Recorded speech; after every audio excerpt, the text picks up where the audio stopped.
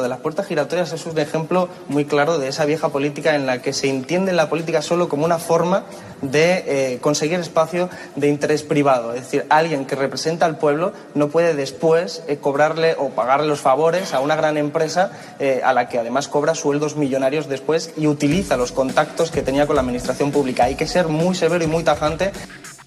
Anguita fue alcalde de Córdoba durante 2 legislaturas, secretario general del Partido Comunista de España durante una década y coordinador general de Izquierda Unida desde noviembre de 1989 hasta finales de octubre del año 2000.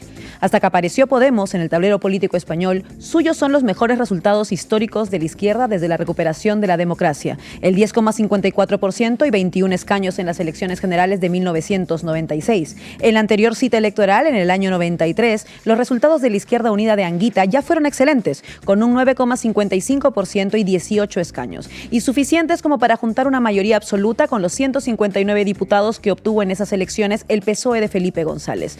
Pero la cláusula de exclusión histórica que pudimos ver operar en 2015, en 2016 y también después de las primeras elecciones de 2019 gozaba de muy buena salud en aquellos tiempos, y González no tuvo ninguna duda a la hora de elegir. Formó un bloque de investidura y de gobernabilidad con la derecha catalana de Convergencia y Unió y la derecha vasca del PNV. Aunque a decir verdad, Julio Anguita tampoco tenía ninguna duda. No en vano la teoría de las dos orillas, en una de las cuales compartirían los elementos básicos del consenso del régimen el Partido Popular y el PSOE, y con Izquierda Unida como único partido de ámbito estatal situado en la otra orilla. Fue la base de su programa y de su praxis política. Anguita criticó ferozmente la desindustrialización llevada a cabo por el PSOE. Fue uno de los pocos dirigentes políticos en oponerse al Tratado de Maastricht por su contenido neoliberal. Rechazó apoyar la intervención de la OTAN en Yugoslavia. Defendió abiertamente la instauración de una república en España y fijó el sorpaso al PSOE como su objetivo político principal. El fallecimiento de Julio Anguita al principio de la pandemia de la COVID-19 supuso un durísimo golpe para muchísimas personas de todas las ideologías, porque no solamente se iba un referente político, se iba también un referente ético, una persona que, a pesar de su dimensión, siempre trabajó con honestidad, con sus principios como brújula, con el interés general de la gente trabajadora como norma y sin dejarse nunca cooptar por el poder. Después de haber sido lo que fue, Julio Anguita habría tenido muy fácil conseguir un puesto bien remunerado en una embajada, en cualquier programa de televisión del oligopolio mediático o en una consultora dedicada a los asuntos públicos. Pero Anguita no hizo eso. A finales del año 2000 y después de haber sido durante años una de las figuras más importantes en la historia de la izquierda española, Julio Anguita abandonaba completamente la política y se reincorporaba a su profesión como maestro de enseñanza secundaria en el Instituto Blas de Infante de Córdoba. El viernes 1 de diciembre de ese año, Anguita llegaba al centro escolar a las 8 de la mañana para impartir una clase de ciencias sociales a los alumnos de primero A de la ESO. Además de su enorme legado político, el legado de Julio Anguita también es en buena medida ese maestro llegando a su instituto a primera hora de la mañana de un frío viernes de diciembre. Y no por la ridícula caricatura que hace la derecha sobre la supuesta obligación que tendría la gente de izquierdas de asumir un voto de pobreza, sino porque su vuelta a la enseñanza pública simboliza como pocos hechos que Anguita nunca se dejó seducir por los cantos de sirena de la moqueta, del palacio y del poder. Y no lo hizo porque sabía perfectamente que proteger su autonomía respecto de los que siempre han dirigido el cortijo era la única manera de conservar la más mínima posibilidad de algún día poder llevar a cabo transformaciones políticas y económicas en favor de las clases populares y trabajadoras y en contra de las oligarquías dominantes. El Anguita maestro de secundaria no es un monje franciscano que asume un voto de pobreza. El Anguita maestro de secundaria es el líder político de izquierdas que nunca se dejó comprar para poder seguir siendo hasta el fin de sus días un verdadero revolucionario. Porque si bien es cierto que el poder verdaderamente existente no posee métodos infalibles para impedir que los plebeyos puedan entrar en los parlamentos a través de las urnas, sí dispone de un auténtico arsenal para integrar a los bárbaros entre sus filas una vez que estos han alcanzado la moqueta. Si no te integras, sufrirás violencia mediática y difamación. Bien lo supo Julio Anguita y ahí están sus infartos como testimonio. Pero si te integras, los periodistas se tratarán bien y aproximadamente la mitad de los medios de comunicación trabajarán para cuidar tu imagen. Incluso ocultarán tus escándalos escándalos si eres propenso a ellos. Si no te integras, cuando acabe tu carrera política tendrás que buscarte la vida y las habichuelas. Pero si te integras, siempre habrá alguien que te ofrezca una embajada, la presidencia de paradores o un puesto en una consultora amiga, donde simplemente tendrás que utilizar tu cartera de contactos para hacer algunas llamadas e influir en algunas leyes. Si no te integras, haremos todo lo posible para que tu carrera política sea muy breve y cuando esta acabe tengas que sentir el frío de la intemperie. Pero si te integras, nos aseguraremos de que tu carrera sea lo más larga posible y que en cualquier caso siempre tengas cobijo. Solamente tienes que firmar aquí abajo que no vas a hacer mucho ruido, que vas a hablar mal de quien tienes que hablar mal y bien de quien tienes que hablar bien. El maestro Julio Anguita, volviendo al instituto a dar clases, es el símbolo indeleble de un militante que siempre se mantuvo indómito y nunca firmó ese contrato que, como a todos, algunas veces de forma explícita y otras veces de forma tácita, tantas veces le pusieron delante. Ese es uno de sus principales legados y es enormemente útil para orientarnos de forma cierta en las procelosas aguas de la izquierda española actual, el preguntarnos sinceramente por ese legado ahora. ¿Dónde se halla? Esto decíamos en el editorial de hoy de Diario Red, un recuerdo de Anguita justo, merecido y vigente. Hoy hablamos de Alberto Garzón y las puertas giratorias. Bienvenidos y bienvenidas a La Base. La Base, con Pablo Iglesias, Sara Serrano, Manu Levín e Ina Afino-Génova. Muy buenas tardes. Sara, ¿de qué nos vas a hablar hoy? ¿Qué tal, Laura? Bueno, hoy vamos a hablar de la empresa de consultoría Acento, fundada por Pepe Blanco y a la que tenía previsto haberse incorporado Alberto Garzón. Manu, ¿cómo está tratando el poder mediático todo este fichaje ya al final que no ha prosperado de Alberto Garzón? Bueno, resulta que hoy la derecha y la progresía mediática, digamos que se cambian un poco los papeles en esta cuestión. Enseguida lo veremos. Ina, vamos a viajar, me imagino. Vamos a viajar a México, que no es inmune a las puertas giratorias, ya veréis. Y hoy contaremos con Rubén Sánchez, secretario general y portavoz de Facua, para hablar precisamente de esto, de puertas giratorias. Arrancamos, Xavi. La base de datos. Informa Sara Serrano. La supresión completa del arribismo exige que los cargos honoríficos del Estado, aunque sean sin ingresos, no puedan servir de trampolín para pasar a puestos altamente retribuidos en los bancos y en las sociedades anónimas, como ocurre constantemente hoy hasta en los países capitalistas más libres. Este fragmento del Estado y la Revolución de Lenin fue citado por Alberto Garzón allá por 2017 para denunciar precisamente el fenómeno de las puertas giratorias, es decir, el modo en el que algunos expolíticos acaban ocupando altos cargos en empresas privadas como consecuencia, eso sí, de su anterior responsabilidad pública. Bueno, entonces, en 2017, Garzón era diputado en el Congreso por Unidas Podemos, puesto desde el que, entre otras cosas, denunció los casos de corrupción que afectaban al Partido Popular. Pues bien, 7 años después, Alberto Garzón confirmaba su fichaje como director de prospectiva geopolítica de la consultoría Acento. ¿Y qué nos puedes contar sobre Acento, Sara? Bueno, Acento Public Affairs es una consultoría especializada en asuntos públicos, fundada en 2019 por el exministro del PSOE, José Blanco, y por el ex portavoz del PSOE en el Congreso, Antonio Hernando. Tiene su sede principal en una oficina de 120 metros cuadrados, ubicada en pleno barrio de Salamanca, y en su página web dejan bastante clara cuál es su principal actividad. Movilizamos el rol político, legislativo, de transposición, normativa, regulatorio, supervisor y gubernamental a nivel local, autonómico, estatal y europeo para nuestros clientes, asumiendo la intensa intersección actual entre política y empresa. Esto es lo que dice textualmente el portal web de la consultoría. Movilizar el rol político, gubernamental y legislativo en beneficio de unos clientes privados, pues difícil pensar una definición mejor de lo que es un lobby, ¿no? Pues sí, más claro lo dejó el propio fundador de la consultora, Pepe Blanco, en unas declaraciones recogidas por El Economista, en las que aseguró que es totalmente legítimo tratar de influir como lobby en las decisiones políticas. Yo no voy a trabajar para tratar de que se retire el impuesto a la banca o a las energéticas, porque el Gobierno considera que son estratégicos y sería un suicidio como consultora, además de que a título personal estoy a favor. Pero como lobby sí que tenemos toda la legitimidad de tratar de influir en materia fiscal y buscar una regulación que se ajuste a los intereses de nuestros clientes. Esto es lo que dijo Blanco. Ok, o sea que Pepiño Blanco tiene sus propias convicciones ideológicas, que no nos cabe duda que son muy progresistas, porque hablamos del PSOE, pero el cliente siempre tiene razón. Y si el cliente pide influir, por ejemplo, en materia fiscal, pues Pepiño Blanco meterá en un cajón sus principios de izquierdas y su consultora trabajará para que su cliente quede satisfecho. Según el portal de transparencia del Parlamento Europeo, algunos de esos clientes de Ascensos son la Liga, Huawei, el Colegio de Registradores de la Propiedad de España o AMCI, una sociedad a través de la que la consultora de Blanco asesora a Marruecos ante las instituciones europeas. Mientras Ascento asesoraba a Marruecos, se votó, por cierto, una resolución en el Parlamento Europeo sobre el conocido como Qatargate, en la que se denunciaba la implicación de Marruecos en el pago de sobornos para que la candidatura de Qatar en el Mundial de Fútbol ganara peso en la Unión Europea. Casualmente, el PSOE votó en contra. Bueno, ¿y cómo garantiza el lobby de Pepe Blanco su efectividad a la hora de movilizar el rol político, legislativo y gubernamental en beneficio de sus clientes? Pues la respuesta, Laura, está de nuevo en su propia página web. Nos organizamos en torno al conocimiento basado en la experiencia, el equipo y la especialización por sectores clave. Entiendo entonces que su principal activo serán economistas hiperinformados, abogados de primera línea y especialistas en derecho administrativo.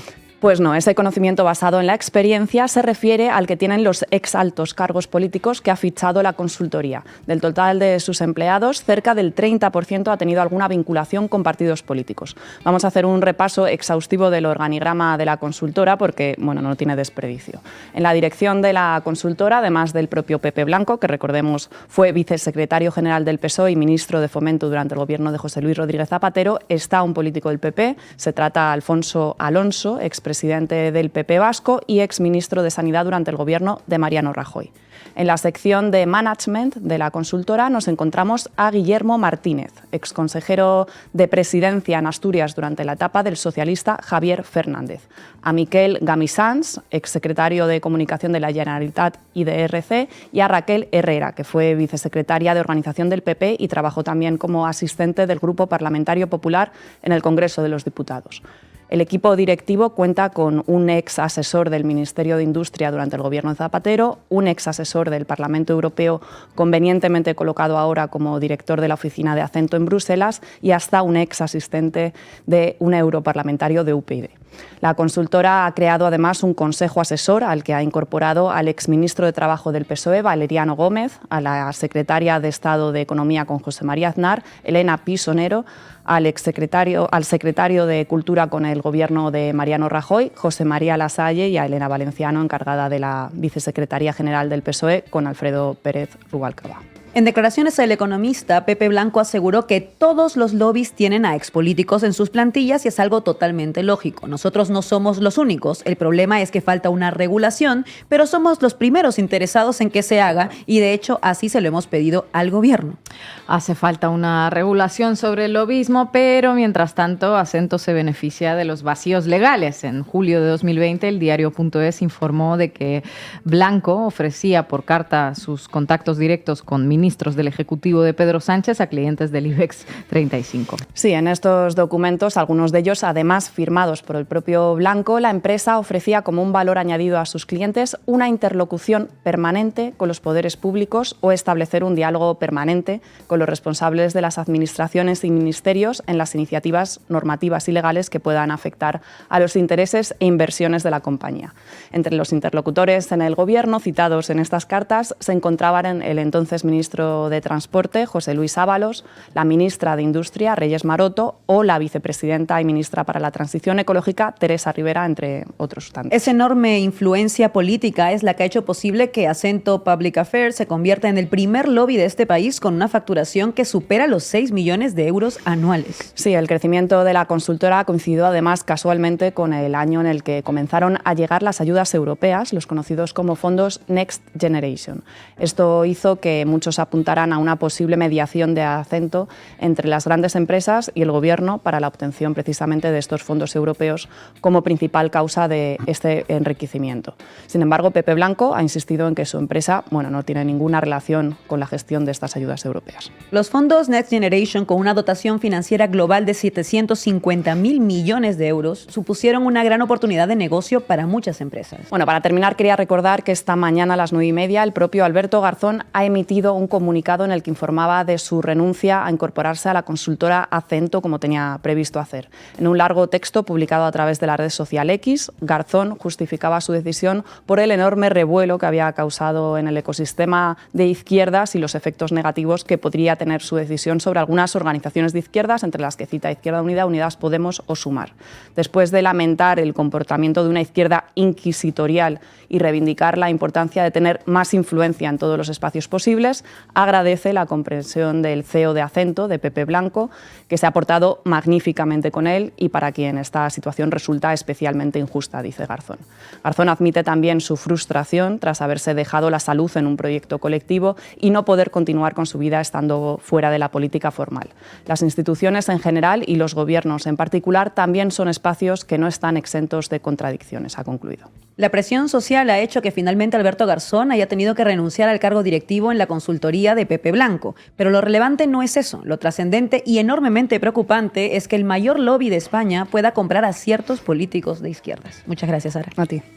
Estamos hablando claramente de una conveniencia de intereses entre lo que son las grandes empresas en nuestro país, vinculadas especialmente al modelo especulativo de la corrupción, y lo que son las élites políticas del Partido Popular y del Partido Socialista, que han sido recompensadas a través de sobres en dinero negro y de puertas giratorias. Manu Levín, adelante. Vamos, compañeros. Titulares al banquillo. El análisis mediático de Manu Levín. La política online, 22 de diciembre. En el mundo judicial sospechan que los grandes estudios de abogados que patrocinan a Paolo Roca, Eduardo Urnequian, Eduardo Elstaín y Marcos Galperín, entre otros empresarios top, redactaron el DNU de desregulación de Javier Milei. Se trata de los bufetes más grandes de la capital que defienden usualmente a los empresarios más poderosos del país. Ellos son Bombchill, Mayral, Bruchou y Funes de Rioja. Los vínculos de estos estudios con empresas beneficiadas por el gobierno de Milei son incontables. Página 12, 23 de diciembre. Desde Techín a Mercado Libre, la lista de grandes empresas que redactaron en su beneficio el decretazo de Milei. Bueno, pocos días después de asumir Javier Milei el cargo de presidente de la República Argentina, cuando presentó el infausto DNU, el decreto de necesidad y urgencia, saltaron a los medios argentinos informaciones como estas que hemos citado sobre el papel de los todopoderosos despachos de abogados de los grandes lobbies del país directamente en la redacción del decreto. Pero no hace falta irse a Argentina, por supuesto. Infobae, Iberdrola, Endesa y Naturgy gastan $500.000 al año en presionar a eurodiputados durante la elaboración de leyes. El diario.es, las grandes farmacéuticas gastan al menos 36 millones de euros al año en hacer lobby en la Unión Europea. Otra del diario.es, el lobby del juego se reunió con 96 políticos españoles en 2018 para presionar a favor del sector. La Información, diciembre de 2020. Tras la presión de las multinacionales, el gobierno sucumbe al lobby y elimina el registro de plataformas de la ley Rider. El Ministerio de Trabajo de Yolanda Díaz cambia de criterio y suprime en el último borrador la obligación para estas empresas digitales de apuntarse en un listado de acceso público y desvelar su algoritmo. Distintas fuentes conocedoras de estas conversaciones, consultadas por La Información, apuntan a que este cambio de criterio viene provocado por la fuerte presión que han ejercido los lobbies del sector. Y también hay informaciones de hace ya tiempo sobre este lobby por el que se disponía a fichar Alberto Garzón. El Independiente. Acento, el lobby de Pepe Blanco asesora a Marruecos en Bruselas. La consultora Acento, el lobby creado por el exministro socialista José Blanco, asesora a Marruecos ante las instituciones europeas en Bruselas desde al menos finales de 2022. El desembarco del agente de Pepiño se produjo en un momento delicado para las relaciones entre España y el país vecino y en un punto geográfico donde la monarquía alauita tiene varios frentes abiertos. Con la consultora ya pisando tierra comunitaria en favor del país alauita, el PSOE votó en contra del texto que señalaba a Marruecos como posible partícipe del Qatargate.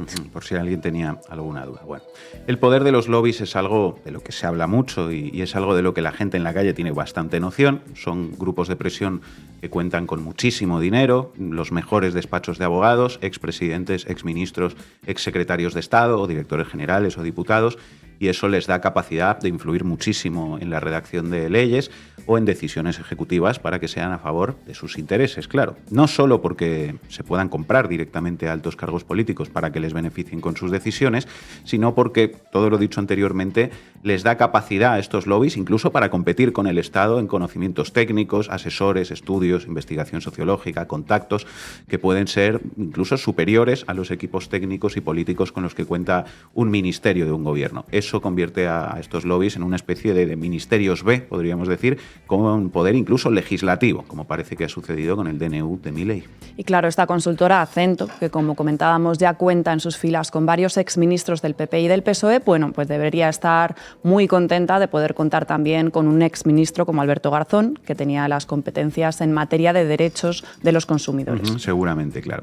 El tema es que hoy hay algo curioso en la prensa, o quizá no tanto en realidad si uno lo piensa dos veces. Resulta que en este caso es sobre todo la derecha mediática la que ha empleado un lenguaje duro y enardecido sobre el fichaje finalmente frustrado del ex líder de Izquierda Unida por la consultora Acento. Fijaos, del val sobre el fichaje de Alberto Garzón por una consultora. Esto de las puertas giratorias es palpable, dice El Independiente. Otro, Alberto Garzón ficha por la consultora de José Blanco tras menos de 3 meses fuera del gobierno, el día que Alberto Garzón criticó las puertas giratorias. Son la punta del iceberg, debajo hay mucho más.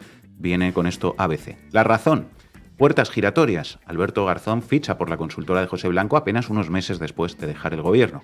El Español, el giro de Alberto Garzón, de azote comunista de los salones de juego a fichar por su lobby asesor. 3 meses después de dejar el Ministerio de Consumo, ficha por Acento, la consultora de José Blanco que asesora a profesionales del sector del juego. Libertad Digital, puerta grande giratoria. Alberto Garzón ficha por la consultora de Pepe Blanco a los 2 meses de dejar la política. El exministro de Consumo que dejó la cartera el pasado 1 de diciembre consigue un pase de lujo a la actividad privada con el ex del PSOE. En fin, la derecha llevándose las manos a la cabeza por la puerta giratoria interruptus de Alberto Garzón.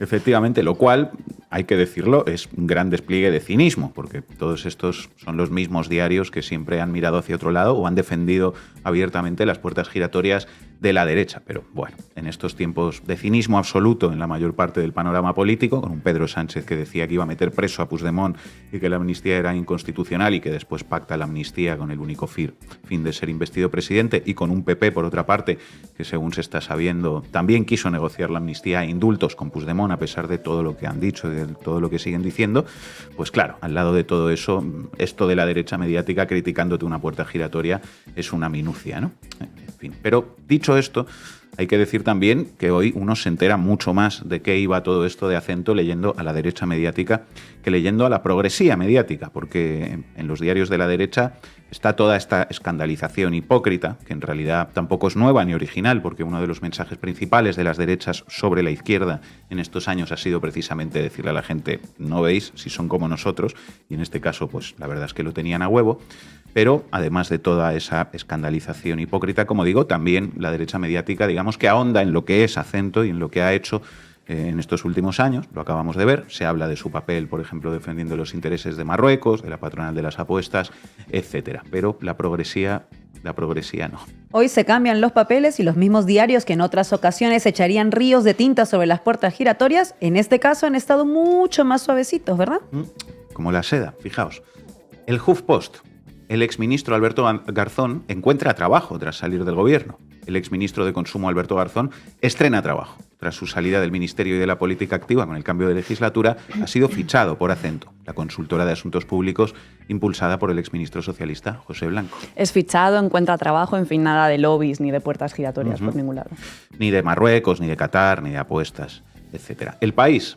Alberto Garzón fichará por la consultora de José Blanco. El exministro de Consumo y hasta diciembre máximo responsable de Izquierda Unida asumirá en la firma Acento la dirección de Prospectiva Geopolítica. Alberto Garzón, exministro de Consumo y hasta diciembre pasado coordinador federal de Izquierda Unida, prepara su entrada en Acento, la consultora especializada en asuntos públicos fundada por el antiguo dirigente socialista José Blanco y presidida por el exministro popular Alfonso Alonso. Según ha adelantado El Confidencial y confirman a El País fuentes del entorno del ex líder de IU, el economista asumirá en la firma la dirección de Prospectiva Geopolítica. Su fichaje tan solo está pendiente de la autorización de la Oficina de Conflictos de Intereses del Gobierno, un permiso necesario para ejercer en entidades privadas en los 2 años posteriores al cese del cargo. Fichará, prepara su entrada, asumirá el cargo. De nuevo, nada de puertas giratorias ni de lobby.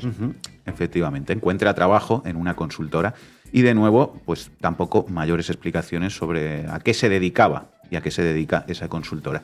El diario.es y Público, por ejemplo, sí mencionan en sus piezas una vez el término puertas giratorias, es justo decirlo, pero boca pequeña, no llevan esto a lugares relevantes de la información del día y no publican otras piezas derivadas informando sobre los trabajos de esta consultora del bipartidismo. En definitiva, perfil bastante bajo y lenguaje, podríamos decir, muy comedido en la progresía mediática, sobre todo esto de Alberto Garzón, sobre todo si uno lo compara con el lenguaje que han empleado entre otros casos de este tipo, ¿no?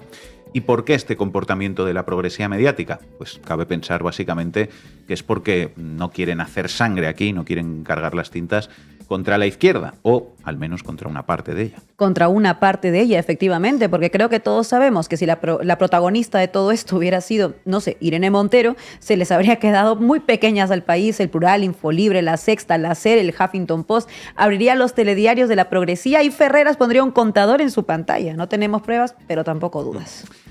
Bueno, y el hecho de que no sea así es revelador, desde luego, y también desacredita, en cierto modo, esas posiciones editoriales de la progresía, porque si esto está mal, lo haga Agamenón o su porquero. Entonces, en fin, que hoy la derecha mediática cargue las tintas e informe hasta de cuándo hicieron la comunión los jefes de esta consultora, y la progresía mediática que lleva 15 años hablando de las puertas giratorias pase bastante de puntillas, pues es un síntoma más, como decía, en mi opinión, de los niveles insostenibles de cinismo a los que se ha llegado en la esfera pública en este país. Gracias, Manu. Llegan los de Iberdrola a contratar a Felipe Calderón. Es una vergüenza, es de pena ajena. Como un presidente de México, haya sido como haya sido, fue presidente de México y termina y se va de empleado de Iberdrola. Buenas tardes, compañera. Buenas tardes, vamos, Xavi. ¿Para qué me invitan? El análisis internacional de Ina Afinogénero. Beneficiarte de un fraude electoral, convertirte en presidente, abrir de par en par las puertas del mercado nacional público y privado a las empresas extranjeras, otorgarles contratos privilegiados y, poco después de terminar tu mandato, acabar de consejero de una de esas empresas que se hicieron de oro durante tu presidencia y también de residente en España gracias a los trámites que te arregla José María Aznar. Ese es el tren de vida del expresidente de México, Felipe Calderón, nada pormenorizado, porque como si nos pusiéramos a profundizar, habría que hablar de su guerra contra el narco y de las decenas de miles de víctimas que causó, así como de su encargado de luchar contra ese narco, Genaro García Luna, cuya lucha consistió en encubrir básicamente al cártel de Sinaloa y blindarle el negocio al Chapo Guzmán.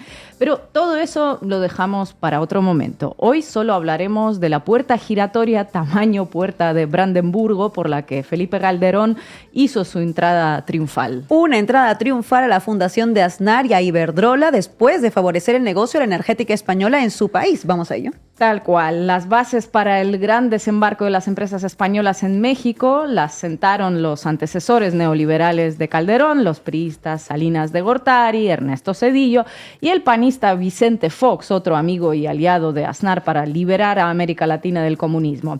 Pero con quien más dineral han ganado las multinacionales españolas fue con Felipe Calderón, que llegó a la presidencia en 2006 tras imponerse sobre AMLO en un proceso electoral con múltiples denuncias de irregularidades.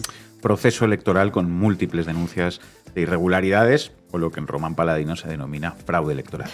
Así es. Durante su mandato, el gran empresariado español gozó de un trato de privilegio inédito. Recuerda el periódico mexicano La Jornada que Calderón fue el impulsor de un programa denominado Pro México, que consistía en organizar encuentros entre empresarios extranjeros y el poder político mexicano, y que en la práctica funcionaba como un gran bazar del Estado mexicano. La delegación diplomática mexicana elegía un hotel de lujo, alquilaba varios salones durante un par de días y organizaba encuentros sectoriales con señores de las grandes empresas. Así, las corporaciones españolas se hacían con la información de primera mano sobre proyectos de infraestructuras que se planeaba realizar y entraban a los concursos públicos con conocimiento previo.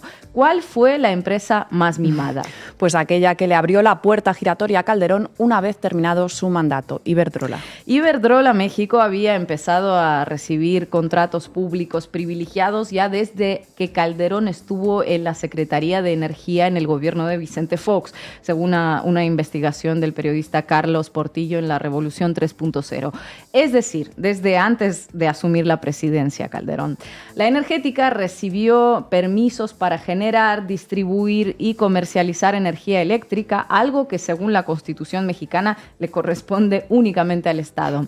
La gente de absoluta confianza de Calderón, colocada en puestos claves de la Secretaría Energética del gobierno, autorizó a Iberdrola la venta de energía a 194 grandes corporaciones, tabacaleras, cerveceras, alimentarias, etc. Y cuando Calderón llegó a la presidencia, le adjudicó un contrato por $605 millones a Iberdrola y a la francesa Alstom para modernizar la central nuclear mexicana Laguna Verde. Y ahora dejemos que la matemática del equipo haga los cálculos.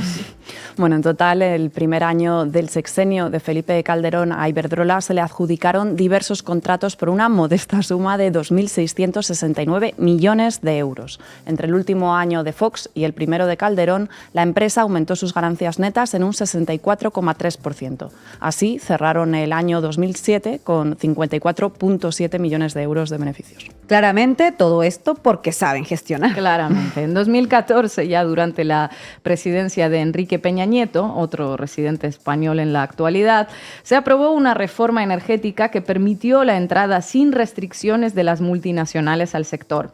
Para ese momento, Iberdrola ya tenía el sector básicamente tomado, produciendo casi la mitad de la electricidad consumida en el país. Así que se legalizó lo que Calderón había propiciado en la práctica. Y como favor con favor se paga, en 2016 la empresa filial de Iberdrola en Estados Unidos, Avangrid, anunció que fichaba a Felipe Calderón como miembro independiente del Consejo de Administración. En el comunicado oficial que anunciaba la incorporación de Calderón, Avangrid destacó que todo se hacía dentro de los marcos legales. La Ley Mexicana de Responsabilidades de Servidores Públicos establecía una moratoria de 1 año para empleos o cargos en el sector privado y Calderón esperó nada menos que 3,5. Ah, bueno, pues nos quedamos entonces mucho más tranquilos. 3 años y medio tuvo que esperar el pobre hombre en el desempleo para cobrar el favor de haber ayudado a una multinacional a ganar 54,7 millones de euros de beneficio operativo en solo 1 año, a costa de los consumidores mexicanos, por supuesto. Duró en ese consejo hasta 2019 y no fue el único reciclado por la energética española. La que fue secretaria de Energía en el gobierno de Calderón, Georgina Kessel, también fue premiada en 2013, pasando a formar parte del Consejo de Accionistas de Iberdrola. Un triple salto profesional con tirabuzón, de secretaria de Energía del gobierno mexicano a empleada de Iberdrola, empresa que casualmente se hizo con adjudicaciones millonarias durante su gestión. Curioso caso de ascenso laboral, de ascenso en la escala laboral. Así es. En 2021, el gobierno de AMLO propuso una reforma energética que buscaba la preponderancia en el mercado eléctrico nacional de la empresa estatal Comisión Federal de Electricidad y que limitaba la participación de las empresas privadas. A finales de enero de este año se la tumbó la Corte Suprema de Justicia y pocos días después el presidente mexicano volvió a enviarla al Congreso junto con un paquete de reformas que básicamente sientan las bases de la Cuarta Transformación, su proyecto político de país. La soberanía eléctrica fue uno de los objetivos de ese sexenio y en esa búsqueda de soberanía hasta se llegó a un acuerdo con Iberdrola en el que la energética española le vendió a México el 55% de su negocio en ese país por 6.000 millones de dólares. Lo que busca López Obrador es, según sus propias palabras, dejar la Constitución como la dejó el presidente López Mateos, que gobernó México entre 1958 y 1964 y nacionalizó la industria energética. El dominio de lo público sobre lo privado se mantuvo en la Constitución hasta la reforma de Peña Nieto, que ya mencionamos y que AMLO busca revertir. De momento, por ley, gracias a Peña Nieto, el mercado está abierto a toda empresa extranjera que quiera entrar y hacer negocio, que es el objetivo de cualquier empresa privada, no bajarte las tarifas a ti ni mejorar las condiciones de nadie. El objetivo último es hacer negocios, ganar dinero, en definitiva, estén donde estén esas grandes empresas metidas. salida, sea España, México, Argentina, el país de su procedencia, en realidad da un poco igual. Se trata de la internacional capitalista que va a hacer plata allá donde puede. Que tienen a Calderón en México que les crea condiciones favorables para ello, allá van. Otra cosa es que los que terminan costeando todo ese chiringuito en última instancia son los ciudadanos mexicanos, pero eso aparentemente le importa poco al expresidente mexicano con residencia española desde hace años. Tiene su premio de Iberdrola y, eso sí, su pensión de expresidente. Una vida tranquila que le permite acudir a foros de Aznar y lamentarse desde España de la deriva autoritaria de México. Gracias, Ina. Las grandes empresas siguen pagando los favores a los exministros y a los altos cargos pasados de la administración pública. Roma no sabemos, pero España está pagando a traidores. ¿A cambio de qué? A cambio de las llaves de la administración pública. Hoy contamos, como decíamos, con Rubén Sánchez, portavoz de Facua. Rubén, muchas gracias por atender esta tarde a la base. ¿Qué tal? Buenas tardes. Rubén, decías ayer que es la segunda vez que un exministro que tuvo en sus manos las políticas de protección de consumidores termina trabajando en una consultora que ayuda a grandes corporaciones a influir en las decisiones de los gobiernos. Más allá de que el fichaje de Alberto Garzón se detuvo, ¿cómo valoras que no sea una cuestión inédita y qué nos dice de las intenciones de estas consultoras? Bueno, yo creo que está claro que se trata de una puerta giratoria en diferido, ¿no? Cuando te contrata, después de haber tenido un cargo público, una consultora que trabaja para empresas que quieren influir en los gobiernos, y cuando precisamente te contratan porque has sido exministro o ex cargo público, la intención es clara, quieren utilizar tu influencia, quieren, digamos, alquilar tus servicios fruto de haber estado en un gobierno o tener buenas relaciones con determinados dirigentes de tus partidos, de otros partidos que puedan estar, digamos, en coalición con el tuyo. Por tanto, no, creo que es grave no solamente porque se haya o se fuera a haber producido a solo 3 meses de la salida del gobierno, sino porque el sentido en sí, la crítica histórica que desde la izquierda se ha trasladado, venimos trasladando muchas voces de la izquierda contra la puerta giratoria, entra en una absoluta contradicción, como de hecho dijo ayer el excoordinador general de Izquierda Unida en Andalucía, Antonio Maillo. Ha habido muchas voces críticas dentro de la propia Izquierda Unida a esto, porque yo creo que efectivamente todos consideraban que a esto se le puede llamar perfectamente puerta giratoria, aunque no sea una contratación directa por parte de una gran empresa del sector energético, de la banca o asegurador. ¿Qué tal, Rubén? Muchas gracias por atender a la base. ¿Qué nos puedes decir sobre Acento, la consultora de Pepe Blanco? ¿Quiénes son sus clientes? ¿Qué tipo de trabajo hacen? Bueno, Acento es una consultora que tiene una gran influencia en el gobierno de España.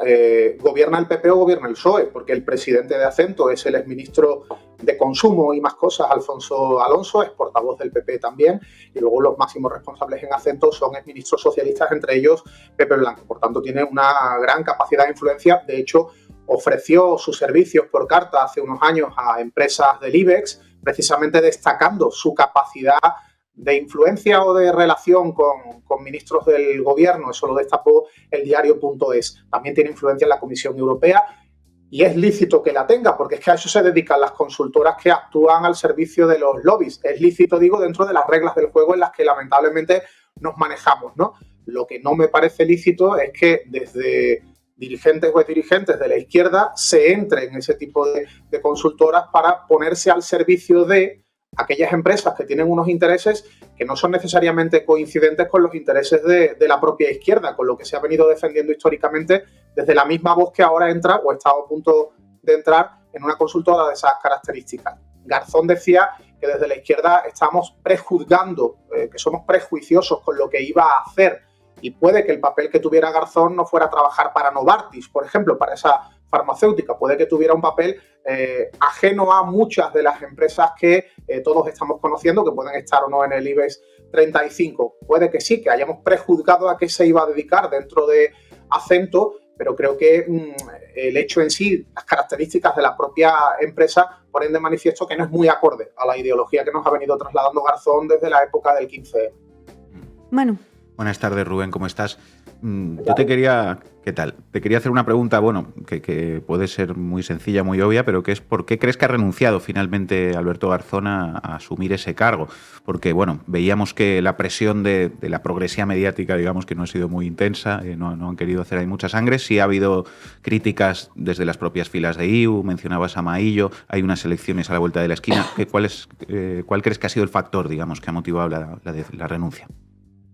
y críticas también en el interno, que no necesariamente han tenido que trascender públicamente. Yo he hablado con algunos dirigentes de Izquierda Unida que me manifestaban su perplejidad con lo ocurrido. Garzón ha hecho lo correcto, ha renunciado, por tanto, ahí queda, ha hecho lo correcto, aunque lo que no me ha parecido especialmente correcto es el tono del comunicado que lanza, donde lanza una serie también de acusaciones a quienes hemos sido críticos, aparte de decir que somos prejuiciosos, que ya digo que puede tener razón, ha hablado de una izquierda inquisitorial, que no es la que a él le gusta. A mí me parece que no se ha sido para nada inquisitorial, sino que todas las voces de la izquierda que hemos sido críticas con la decisión inicial de Garzón, hemos sido absolutamente coherentes con el discurso que llevamos manteniendo desde hace décadas, hemos sido coherentes con el discurso del propio Alberto Garzón, que seguro que si esto en otra coyuntura hubiera ocurrido con otro dirigente político, hubiera sido igualmente crítico. Pero ya digo, en cualquier caso, ha rectificado, ha dado marcha atrás y bienvenida sea esa rectificación.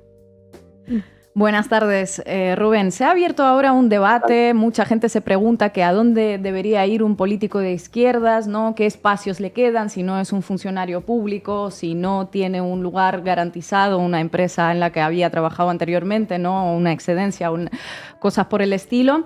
Y nos preguntamos aquí que quizás la izquierda debería tener algún tipo de espacios, lobbies propios, unos think tanks. ¿Qué tipo de espacios? ¿Qué opinas de esto? ¿A dónde ir? Pues sí, ¿no? y es compleja.